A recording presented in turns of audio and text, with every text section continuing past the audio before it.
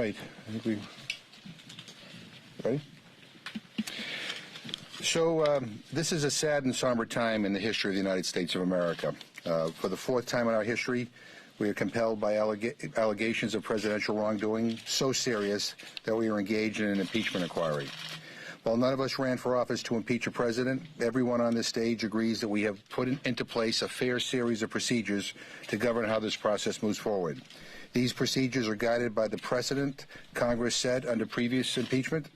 They guarantee protections for the president and his counsel that were not expressly provided during prior impeachments, and they lay out a clear path forward so that the American people can hear firsthand the serious and alarming allegations about President Trump's abuse of power. I'm proud of the resolution we put together. I believe that it will withstand the test of time. I'm proud of the work of the Rules Committee. And even though it got somewhat contentious last night, I want to say I'm proud of the way all members, Democrats and Republicans, conducted themselves. There was no live streaming and narration during the markup. Nobody stormed the committee. Nobody seized the microphone. People behave, I think, in a way that is respectful of this institution, and I appreciate the cooperation of Ranking Member Tom Cole and the other Republicans as well. I want to thank all the committee chairs here for their hard work to uncover the truth on behalf of the American people. This vote is a victory not for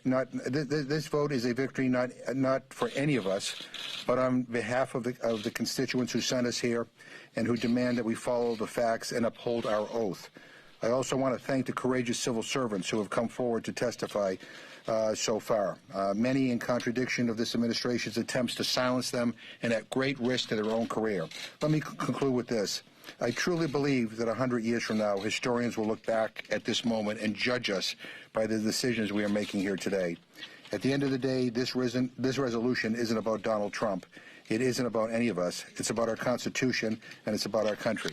And now I'm happy to yield to the distinguished chair of the Select Committee on Intelligence, Adam Schiff. I thank the gentleman for yielding. This is a solemn day in the history of our country when the president's misconduct has compelled us to continue to move forward with an impeachment inquiry. The resolution today sets out the procedures going forward with that impeachment process. The Founding Fathers understood that a leader might take hold of the Oval Office who would sacrifice the national security, who would fail to defend the Constitution, who would place his personal or political interests above the interests of the country. They understood that might happen. And they provided a mechanism to deal with it, and that mechanism is called impeachment. We take no joy in having to move down this road and proceed with the impeachment inquiry, but neither do we shrink from it. The resolution from the perspective of the Intelligence Committee sets out important procedures for how we may conduct our open hearings. During the depositions that we've conducted thus far, we've used a format that we believe very conducive to the fact-finding process.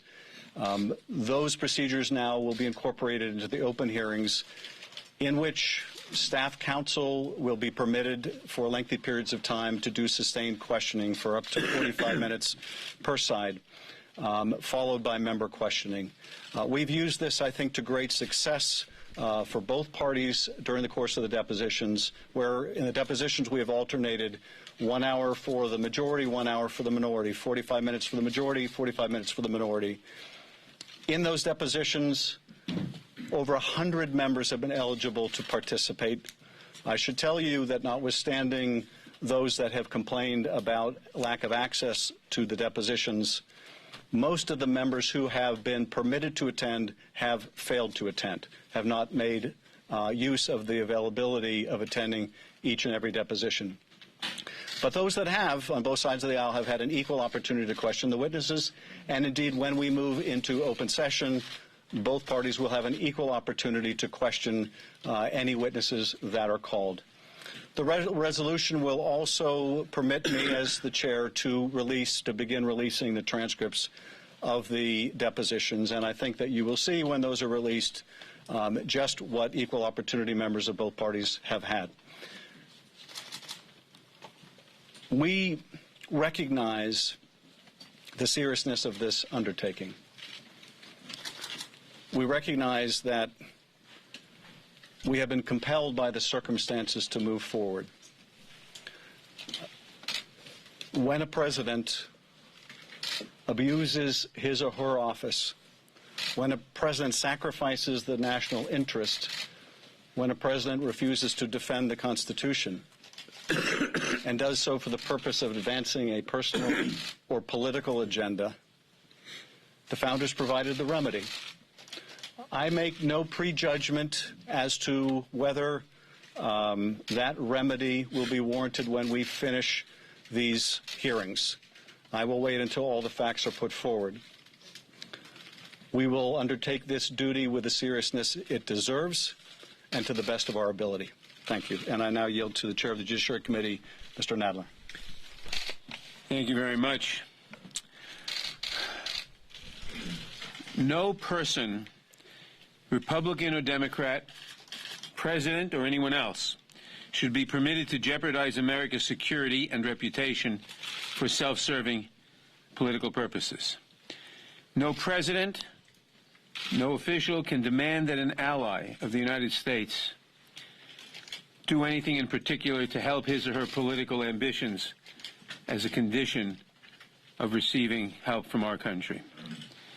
If, after a fair and thorough inquiry, the allegations against President Trump are found to be true, they would represent a profound offense against the Constitution and against the people of this country. It is the duty of the House to vindicate the Constitution and to make it crystal clear to future presidents that this kind of conduct, if proven, is an affront to the great public that place their trust in him or her. This resolution that we passed today lays the groundwork for open hearings in both the Intelligence Committee and the Judiciary Committee. The House and the American public must see all the evidence for themselves. The resolution makes clear the ample safeguards in the process that will be given and that will be adhered to. The resolution is necessary to ensure that our constitutional order remains intact for future generations. What we have seen are allegations of conduct on many levels that, if proven to be true, are a challenge to the democratic order, to the democratic norms on which we all depend. We must hand this country to our children with its democracy in as good a shape as when it was handed to us. We simply have no choice because no one can be above the law, and we must enforce that. I'll now yield to the Chairman of the Foreign Affairs Committee, Mr. Engel. Thank you. I'm Eliot Engel, Chairman of the Foreign Affairs Committee. For the last month, we've been working lockstep with the Intelligence and Oversight Committees on this impeachment inquiry. So far, we've seen damning evidence that the President abused his power and jeopardized our national security to help his own political fortunes. He pressed for another round of foreign interference in an American election. It's what the framers feared the most. Today, we've laid the groundwork for the next open phase of this investigation. Moving ahead, the Foreign Affairs Committee will continue to support this effort because we know that the administration's abuse of power resulted in our foreign policy being subverted and our diplomats being smeared, sidelined, and harassed. We cannot stand for that. I'm glad that the resolution we passed today will provide for an open, fair process that will allow the American people to hear from witnesses, see the evidence, and understand the troubling story of what the President and his allies did. They deserve to know the facts, and they soon will. Thank you. And now it's my pleasure to call on Carolyn Maloney, the acting chair of the Oversight Committee. Thank you. I will be brief. I have just 2 points. First, I want to commend my colleagues for their diligent work. This is a very grave matter. As they have shown, we are acting deliberatively, thoroughly, and without delay. Secondly, I want to remind everyone of the words of our beloved former chairman, Elijah Cummings. And, quote, he said, "We are fighting for the soul of democracy," end quote. That is our core mission under the Constitution. We cannot allow a president or any president to extort foreign countries into interfering with our democracy. We cannot allow a president to withhold critical military aid that we have in Congress provided in order to counter Russian aggression. And we cannot allow a president to ignore duly authorized subpoenas, withheld documents, prevent witnesses from testifying, covering up wrongdoing, and obstructing Congress. This is a fundamental corruption of the Constitution, an abuse of power, and a breach of the oath of office. Thank you, and I yield now to the chairman of our caucus, Hakeem Jeffries. Thank you, Congresswoman Maloney. I thank the distinguished chairs for their diligent work throughout this process. This is not a celebratory moment here in the capital city. This is a solemn moment. It's a sober moment. It's a serious moment. None of us came to Congress to impeach this president or any president. But duty now requires that we investigate the serious wrongdoing that is hiding in plain sight. This is a moment for every single member of the House of Representatives to put principle over party, to put the Constitution above corruption, to put democracy above dereliction of duty. This is not a moment, this impeachment inquiry is not about Democrats versus Republicans. It's not about the left versus the right. It's not about progressives versus conservatives. The impeachment inquiry is about right versus wrong. And we have a constitutional responsibility to follow the facts, apply the law, be guided by the Constitution, and present the evidence of wrongdoing to the American people. The impeachment inquiry is about abuse of power. It's about betrayal. It's about corruption. It's about national security. It's about the integrity of our elections. It's about defending our democracy for the people. With that, I think we have an opportunity to take just a handful of questions. First row. Any chairman who would like to speak. In light of all the information that you've gotten from testimony from witnesses behind closed doors, are you willing to expand the inquiry beyond the narrow scope of the Ukraine scandal, and are you also able to share any of the witnesses that you would like to testify publicly? Well, the process that has been set forth by Speaker Pelosi from the very beginning is that we are operating under an impeachment inquiry umbrella, where there are 6 committees of relevant jurisdiction that will explore the wrongdoing that exists coming out of 1600 Pennsylvania Avenue, and at the end of the process make recommendations to the chair and the Judiciary Committee with a continued focus on the Trump-Ukraine scandal, the abuse of power, the solicitation of foreign interference in the 2020 election. And that inquiry, of course, will continue to be led by Chairman Adam Schiff and the Intel Committee because it relates to a matter of national security. But to expand on your question, we're not going to speculate on that now, but we'll see what happens. Can you identify any witnesses to come before the public? We're not going to speculate on that now. If you could go to the mic, sir. Now that the resolution has passed, when can the American people expect to see open hearings? Might it be as early as the week after next? That you should really ask Chairman Schiff, and it depends on the speed with which things go there, and I can't answer that question. How crucial is John Bolton's testimony to how building the public case that you hope to build against President Trump? Again, you should ask Chairman Schiff that, but obviously any testimony is very important testimony, especially from someone so located, so crucially located. Front row. Chairman, you say that you have the right to impose appropriate remedies if you determine that the president is unlawfully blocking witnesses. What do you mean by that?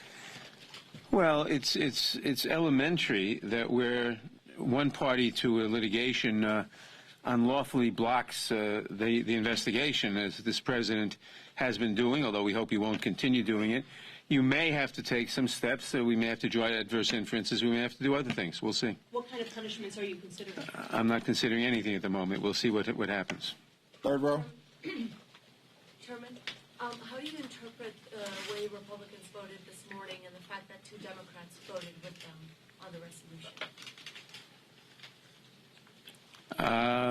I interpret that the Republicans are ignoring evidence, that they don't want to see a proper investigation. Period. That's all I can draw. Last question. Last question. It's okay. Go ahead. All right.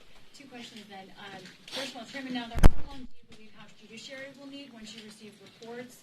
And obviously, I think it's important for the American public to understand the timeline here, if at all possible. And then, for all of you who supported this bill, I'm sorry? For everyone on here, this bill has more ability for the president once this reaches the Judiciary Committee than the Intelligence Committee. That's something that Republicans have a problem with. Why have those different abilities for the president in Judiciary than Intelligence? Well, your first question was the timeline. Yes. I don't know. We don't know. It depends. It depends on obviously how many witnesses, etc. I can't speculate on that. The second question is: remember, the Intelligence Committee is doing a basic investigative job, a job that in past impeachments was done by the Starr Commission or by the Irvin Committee, etc. Once it goes to Judiciary, it's a different stage, and it's a different stage. It's not the initial fact-finding stage, and it's proper that the president have more recourse at that point. Now, remember, the minority, the Republicans, have the same rights and have rights to call witnesses, to examine witnesses, etc. In Intel. They will have the same rights in Judiciary. But once it gets to Judiciary, if we're carrying on an impeachment, if there's been a recommendation for an impeachment and we're carrying on that investigation, that inquiry at that point, then the president ought to have more rights than in the initial fact-finding stage. President yesterday directed his Republican defenders to focus on substance. That's what House Democrats have been doing from the very beginning, and we invite our Republican colleagues, pursuant to the direction of the president, to do the same. What is this all about? Congress, on a bipartisan basis, allocated $391 million to Ukraine in military and economic assistance because we deemed it in our national security interest. Ukraine right now is under attack from Russian-backed separatists. Ukraine is a friend, Russia is a foe. Ukraine is a democracy, Russia is a dictatorship. The United States may very well be the only thing standing between Vladimir Putin and Ukraine being completely overrun by Russia as part of his fantasy to reconstruct what he views as the glory days of the Soviet Union. In that context, Congress allocated the $391 million in a bipartisan fashion. In February, the administration wrote to Congress and said the aid is on the way, but it never showed up. And then in May, the Trump Department of Defense wrote to Congress again and said the aid is on the way. And in that letter said all necessary preconditions have been met by the new Ukrainian government, including the implementation of anti-corruption protocols. That was in the letter that was sent by Trump's Department of Defense in May, and yet the aid never showed up. Twice during the summer, Mitch McConnell called up the Trump administration and said, "Where's the aid?" Mitch McConnell couldn't get a good answer. And then on July 18th, at the White House, the Office of Management and Budget holds a meeting. Mulvaney is there, apparently, where they say the reason the aid has not been released is at the explicit direction of the President of the United States of America. On July 25th, 1 week later, we understand why. His own words, "Do us a favor, though," pressuring a foreign government to target an American citizen for political gain and thereby solicit foreign interference in the 2020 election while withholding this aid from a vulnerable Ukraine. Mr. President, that's the substance of the matter. That's what we're going to focus on moving forward. Thank you. And let me add to that and say that foreign aid is a very important component of what we do around the world in order to keep America really at the top of the world. And the money that the Congress allocated for foreign aid was not the president's personal piñata that he can use however he wants. By withholding that money, he's taking an asset of the United States, not a personal asset of the United States, and withholding it to try to coerce the leader of another country to help him in his political election. I mean, if that isn't crazy, then I don't know what is. So this really just cannot stand. Foreign aid is not the president's personal piñata to do what he wants with it.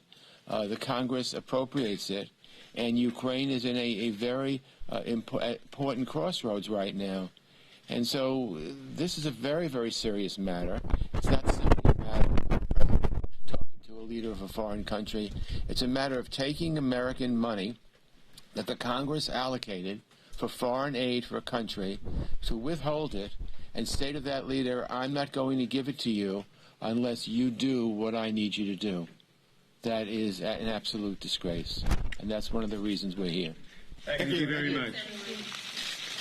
Somebody's phone. Whose phone? Phone? Oh, okay, we'll leave it. Don't want to take it.